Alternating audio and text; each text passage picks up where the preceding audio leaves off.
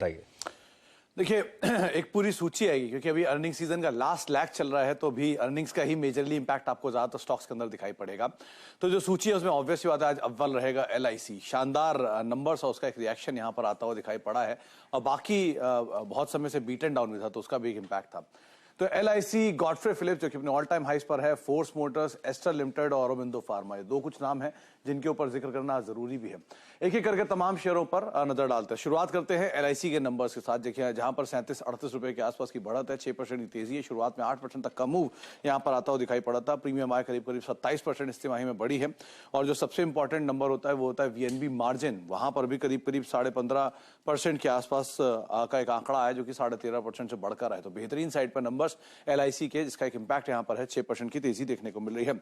Godfrey Phillips, ये share all time हाइस पर था, उसके बावजूद इतने बढ़िया नंबर दिए कंपनी ने कि अभी भी इसमें तेजी जारी है और आज फिर नया एक रिकॉर्ड हिट किया। इस टाइम 4% के आसपास की बढ़त है। कंपनी का जो मुनाफा है वो करीब दोगुना हुआ है YOY बेसिस पर। सीक्वेंशियल बेसिस पे भी कंपनी के नंबर्स बेटर साइड पे आते हुए दिखाई पड़े हैं, जिसका एक इंपैक्ट है। गॉडफ्रे अभी भी 3-3.5% ऊपर है, हालांकि थोड़ा ऊपरी से हल्का जरूर हुआ, लेकिन अभी भी रिकॉर्ड सर इसने आज के दिन में हिट किए।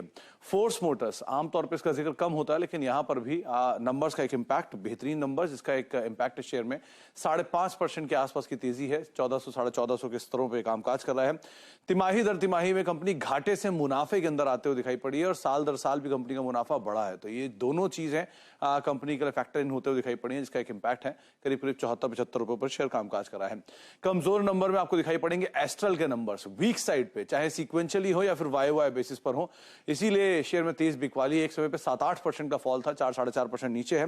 कंपनी का दूसरी तिमाही में आधा हो गया है कंपनी का मुनाफा YOY बेसिस पर। सीक्वेंशियल बेसिस पे भी मुनाफे के अंदर एक ड्रॉप देखने को मिला है, जिसका इंपैक्ट आप देख रहे हैं एस्ट्रल के नंबर्स में। और औरोबिंदो फार्मा साल के नए निचले स्तरों पर पहुंच गया। पहले तो एक sentiment wise weak news flow, साथ साथ दूसरा खराब नंबर्स, जिसका भी एक इंपैक्ट आता हुआ दिखाई पड़ा है। करीब मार्जिन 20% से घटकर सीधे 13% के आसपास आए, 7% डिक्लाइन, और दूसरा नेगेटिव न्यूज फ्लो तो चल ही रहा लगातार। इन दोनों का इंपैक्ट साल के नए निचले स्तरों पर औरोबिंदो फार्मा कामकाज करते हुए।